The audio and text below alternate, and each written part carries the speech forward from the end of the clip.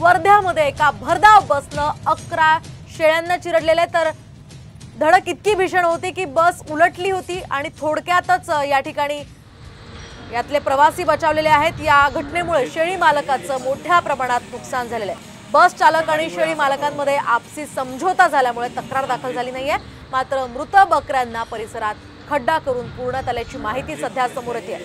आपण पाहतो या भरधाव बसने या सगळ्या शेळ्यांना चिरडलेलं आहे। या संदर्भात आपण अधिक माहिती जाणून घेऊयात आमचे प्रतिनिधी चेतन व्यास यांच्याकडून। चेतन, काय अधिकची माहिती? नक्कीच वर्धा जिल्ह्याच्या कारंगज्जा येथील राष्ट्रीय महामार्गावर हा जो बकऱ्यांचा जो कळप होता तो रस्ता ओलांडत होता। याच दरम्यान नागपूरवरून अमरावतीला चाललेल्या भरधाव बसने त्या बकऱ्यांना चिरडले। यामध्ये 11 बकऱ्यांचा मृत्यू झाला।